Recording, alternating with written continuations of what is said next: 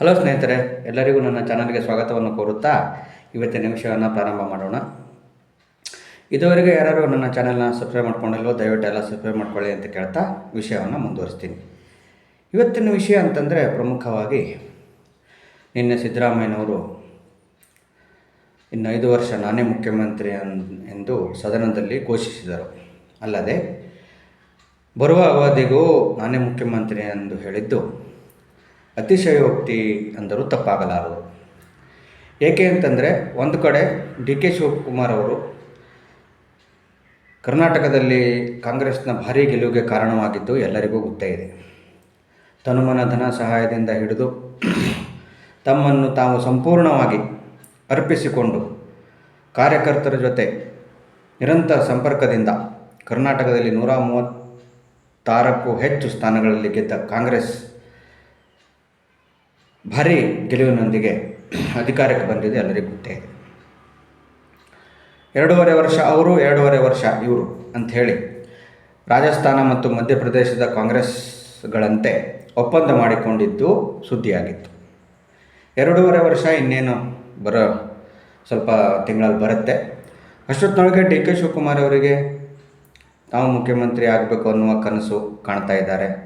ಅದು ಅವರ ಹಕ್ಕು ಹೌದು. ಯಾಕೆ ಅಂತಂದರೆ ಅವರು ಅಧಿಕಾರಕ್ಕೆ ತನ್ನಿಂದನೇ ತಂದಿದ್ದೇನೆ ಅನ್ನುವಂತಹ ಒಂದು ಒಳಗೊಳಗೆ ನೋವು ಇದ್ದೇ ಇರುತ್ತೆ. ಒಂದು ರೀತಿಯಲ್ಲಿ ಈ ಕಾಂಗ್ರೆಸ್ಸಿನ ವಿಫಲ ಸ್ಟ್ರಾಟಜಿ ಇದು ಅಂತ ಹೇಳ್ಬೋದು, 50-50 ಸೂತ್ರ. ಯಾಕೆ ಅಂತಂದರೆ ಮೊದಲನೇದಾಗಿ ಇವರು ಜನರ ಎದುರಿಗೆ ಚುನಾವಣೆಗಿಂತ ಮೊದಲು ಓಟ್ ಕೇಳಲಿಕ್ಕೆ ಹೋದಾಗ ಮುಖ್ಯಮಂತ್ರಿಯನ್ನು ಘೋಷಿಸುವುದಿಲ್ಲ, ಮುಖ್ಯಮಂತ್ರಿ ಹುದ್ದೆಯನ್ನು. ಅದು ಒಂದು ಜನರಿಗೆ ಕನ್ಫ್ಯೂಸ್ ಆಗುತ್ತೆ. ಒಟ್ಟಿನಲ್ಲಿ ಹೇಗೆ ತಾವು ಅಧಿಕಾರಕ್ಕೆ ಬಂದರೆ ಸಾಕು, ಆಮೇಲೆ ನೋಡೋಣ ಅಂಥೇಳಿ ಉಚಿತ ಭಾಗ್ಯಗಳನ್ನೇನೋ ಘೋಷಣೆ ಮಾಡಿ ಅಧಿಕಾರಕ್ಕೆ ಬಂದರು. ಈಗಂತೂ ದಿನ ಬೆಳಗಾದರೆ ಪ್ರತಿಯೊಂದರ ಬೆಲೆಗಳನ್ನು ಏರಿಸ್ತಾ ಇರೋದು ಎಲ್ಲರಿಗೂ ಗೊತ್ತೇ ಇದೆ. ಹೀಗಾಗಿ ಸಿದ್ದರಾಮಯ್ಯನವ್ರಿಗೆ ನಂದೊಂದು ಪ್ರಶ್ನೆ ಇದೆ. ಅಲ್ಲ ಸರ್, ಕ್ರಿಕೆಟ್ ಆಟಗಾರ ನಿಮಗಿಂತ ಭಾಳ ಬೆಟರ್. ಏನೋ ಒಂದು ಸಿರೀಸು ವರ್ಲ್ಡ್ ಕಪ್ಪು ಏನೋ ಒಂದು ICC ಲೆವೆಲ್ ಅನ್ನೋ ಒಂದು ಸಿರೀಸಲ್ಲಿ ವಿಫಲ ಆದರೆ ಅವರು ಇಲ್ಲ ನಾನು ರಿಟೈರ್ಮೆಂಟ್ ಕೊಡ್ತೀನಿ ಅಂತ ಖುಷಿಯಿಂದ ರಿಟೈರ್ಮೆಂಟ್ ಕೊಡ್ತಾರೆ. ಮತ್ತು ಅವರು ಸಮಜಾಯಿಷಿ ಏನು ಕೊಡ್ತಾರೆ ಅಂತಂದರೆ ದೇಶಕ್ಕೆ ಯುವಕರ ಅವಶ್ಯಕತೆ ಇದೆ, ಯುವಕರಿಗೆ ಚಾನ್ಸ್ ಸಿಗಲಿ, ನಾವು ಹೋಗ್ತೇವೆ ಅಂತೇಳಿ ಸಂತೋಷದಿಂದ ಬಿಟ್ಟುಕೊಡ್ತಾರೆ. ಹಾಗಾದ್ರೆ ನಿಮ್ಮ ರಾಜಕಾರಣಿಗಳಿಗೆ ಮುಪ್ಪಿನಲ್ಲೂ ಈ ರೀತಿ ಬುದ್ಧಿ ಯಾಕೆ ಬರುವುದಿಲ್ಲ ಅನ್ನೋದು ನಮ್ಮ ಮತದಾರರ ಪ್ರಶ್ನೆ ಆಗಿದೆ, ಸಾಮಾನ್ಯ ಮತದಾರರ ಪ್ರಶ್ನೆ ಆಗಿದೆ. ಉತ್ತರ ಕೊಡ್ತೀರಾ? ನೀವೇನೋ ಮುಖ್ಯಮಂತ್ರಿ ಡಿ ಕೆ ಶಿವಕುಮಾರ್ ಅವ್ರನ್ನ ಅಣಗಿಸ್ಲಿಕ್ಕೆ ಹೇಳಿರ್ಬೋದು. ಯಾಕಂದರೆ ಅವರು ಇವತ್ತು ತಾವು KPCC ಅಧ್ಯಕ್ಷರಾಗಿ 5 ವರ್ಷ ಪೂರೈಸಿದ ಸಲುವಾಗಿ ಔತಣಕೂಟವನ್ನು ಏರ್ಪಡಿಸಿದಾರಂತೆ ಕಾಂಗ್ರೆಸ್ ಶಾಸಕರಿಗೆಲ್ಲ. ಮೇಲಿಂದ 5 ವರ್ಷ ಅಂತೇಳಿ ಹೇಳಿರ್ಬೋದು. ಆದರೆ ಅವರು ಒಳಗೆ ಮುಖ್ಯಮಂತ್ರಿ ಕುರ್ಚಿಗಾಗಿ ಸಿದ್ಧತೆ ಮಾಡ್ಕೊಳ್ತಾ ಇರ್ಬೋದು ಅಂತ ನಿಮ್ಗೆ ಆತಂಕ ಇದೆ. ಆತಂಕದಿಂದನೇ ನೀವು ಹಿಂಗೆ ಹೇಳಿರ್ಬೋದು ಅಂತ ಅನಿಸುತ್ತೆ ನನಗೆ. ಹೋಗಲಿ, ನಿಮಗೆ ಅಷ್ಟು ಭಯ ಇದ್ದರೆ ಒಂದು ಸಲ ಆದರೂ ಒಪ್ಕೊಂಬಿಡಿ. ಇಲ್ಲ ಇಷ್ಟು ಫಸ್ಟ್ ಅಂತೂ ನಾನು 5 ವರ್ಷ ಪೂರ್ತಿ ಮುಖ್ಯಮಂತ್ರಿ ಆದೆ, 2013ರಿಂದ 18 ಇರ್ಬೋದು ಮೋಸ್ಟ್ಲಿ. ಈಗ 2ನೇ ಸಲ ಚಾನ್ಸ್ ಸಿಕ್ಕಿದೆ ಅಂತ ಖುಷಿಯಿಂದ ನೀವು ನಾನು ಬಿಟ್ಕೊಡ್ತೀನಿ ಅಂತ ಒಂದು ಸಲ ಹೇಳಿ ನೋಡೋಣ. ಈಗ ಮೋದಿಯವರು 3 ಸಲ ಪ್ರಧಾನಮಂತ್ರಿ ಆದರು ಅಂತೇಳಿ ನೀವು ಅವರಿಗೆ ಏಜಿಂದು ಫ್ಯಾಕ್ಟ್ರ್ ಕೇಳ್ತೀರಿ. ಆಮೇಲೆ ಎಷ್ಟಪ್ಪ ಅವರೊಬ್ಬರೇನಾ BJPಲಿರೋರು ಅಂತ ಹೇಳ್ತೀರಿ. ಅಂದರೆ ಬೇರೆಯವರ ಪಕ್ಷಕ್ಕೆ ಕಾಲು ಎಳಿತೀರಿ, ನೀವು JDSಗೂ ಕಾಲು ಎಳಿತೀರಿ. ದೇವೇಗೌಡ ಅವ್ರಿಗೆ ವಯಸ್ಸಾದರು ಅಂತ ಎಲ್ಲ ಕಾಲು ಎಳಿತೀರಿ. ನಿಮ್ಗೆ ಸಮಯಕ್ಕೆ ಸಂದರ್ಭಾನುಸಾರವಾಗಿ ರಾಜಕೀಯ ಮಾಡುವಾಗ ಎಲ್ಲ ಕಾಲು ಎಳಿತೀರಿ. ವೇದಿಕೆಯಲ್ಲಿ ನಿಮ್ಮ ಬೆಂಬಲಿಗರು ಚಪ್ಪಾಳೆ ಗಿಟ್ಸ್ಕೊಳ್ಳಿಕ್ಕೆ ನಿಮ್ಮ ಚೀಲಗಳದ್ದು.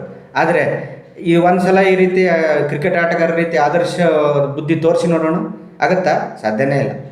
ಅಂದರೆ ನೀವು ಬಾಯ್ಬಿಟ್ಟೆ ಇಷ್ಟು ಮುಖ್ಯಮಂತ್ರಿ ಕುರ್ಚಿ ಬಗ್ಗೆ ಹೇಳೋರು ನಿಮ್ಮ ಮನಸ್ಸಿನಲ್ಲಿ ಎಷ್ಟು ಹಪಾಪಿತನ ಇರಬೇಕು ಮುಖ್ಯಮಂತ್ರಿ ಕುರ್ಚಿ ಬಗ್ಗೆ ಅನ್ನೋದು ರಾಜ್ಯದ ಜನರಿಗೆ ಆಶ್ಚರ್ಯ ಆಗಿಬಿಟ್ಟಿದೆ.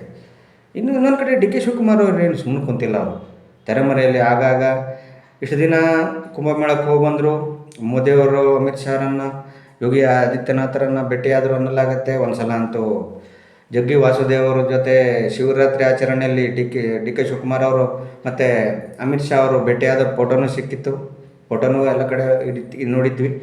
ಹೀಗಾಗಿ ಅವರು ತೆರೆಮರೆಯಲ್ಲಿ ಕರೆಕ್ಟಾಗಿ ನಿಮ್ಗೆ 2.5 ವರ್ಷದೊಳಗೆ ಅವರು ಕರೆಕ್ಟಾಗಿ ರೆಡಿ ಆಗ್ತಾ ಇದ್ದಾರೆ. ಅವರು ಡಿ ಕೆ ಶಿವಕುಮಾರ್ ಅವರು ಅವ್ರಿಗೆ ಏಕಮಾರದೋತು ಕೂಡ ಅನ್ನೋ ರೀತಿ, ಸೂಟ್ ಆ್ಯಂಡ್ ಸೈಟ್ ಅನ್ನೋ ರೀತಿ ಖಡಕ್ಕಾಗಿ ಮಾತಾಡ್ತಿದ್ದಾರೆ. ಹೀಗಾಗಿ ಖಡಕ್ಕಾಗಿ ಮಾತಾಡೋದು ಒಂದು ರೀತಿ ಹೈಕಮಾಂಡ್ ಅವರು ಕಾಂಗ್ರೆಸ್ ಹೈಕಮಾಂಡಿಗೆ ವಿಚಿತ್ರ ಅನಿಸ್ತಾ ಇದೆ.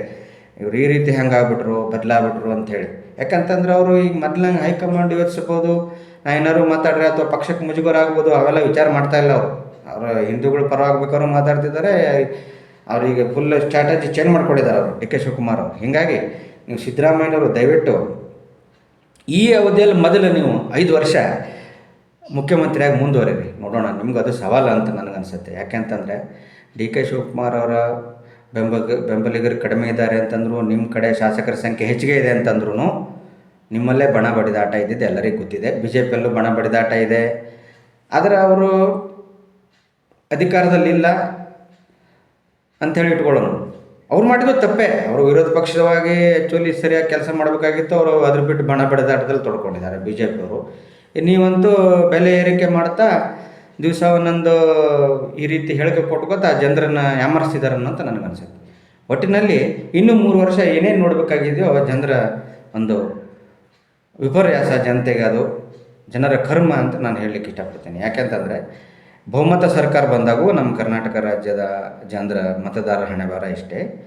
ಇನ್ನು ಮೈತ್ರಿ ಸರ್ಕಾರ ಬಂದಾಗಂತೂ ಕಚ್ಚಾಡಿ ದೇವರೇ ಸಾಕಾಗೋಗುತ್ತೆ. ಅದು ಟಿ ವಿಯಲ್ಲಿ, ಪೇಪರ್ಗಳಲ್ಲಿ ದಿನ ಬೆಳಗಾದರೆ ದಿನವಿಡೀ ನ್ಯೂಸ್ ನೋಡಿ ಸಾಕಾಗೋಗುತ್ತೆ ನಮಗೆ. ಹೀಗಾಗಿ ನ್ಯೂಸ್ ಚಾನಲನ್ನೇ ಕೆಲವು ಸಲ ನಾನು ಮನೇಲಿ ತೆಗೆದು ಹೋಗ್ತಿದ್ದೀನಿ. ಆ ರೀತಿ ಆಗಿಬಿಟ್ಟಿದೆ ಒಂದು ಕಾಲದಲ್ಲಂತೂ. ಒಟ್ಟಿನಲ್ಲಿ ಕರ್ನಾಟಕ ಜನರ ಮತದಾರರ ದುರ್ಭಾಗ್ಯ ಅಂತ ನನಗನ್ಸುತ್ತೆ. ಅಭಿವೃದ್ಧಿ ಬಿಟ್ಟು ಬೇರೆ ಎಲ್ಲ ಮಾಡ್ತಾಯಿದ್ದಾರೆ ಅಂತ ಅನಿಸುತ್ತೆ. ಏನೇ ಆಗಲಿ ಸ್ನೇಹಿತರೆ, ನಾಳೆ ಇನ್ನೊಂದು ವಿಡಿಯೋದೊಂದಿಗೆ ನಾನು ಬರ್ತೀನಿ. ಏನಾದ್ರು ಬಾಯಿ ತಪ್ಪಿನಿಂದ ಮಿಸ್ಟೇಕ್ ಆದರೆ ಕ್ಷಮೆ ಇರಲಿ ಅಂತ ಹೇಳ್ತಾ, ಜೈ ಹಿಂದ್, ಬಾಯ್ ಗೈಸ್.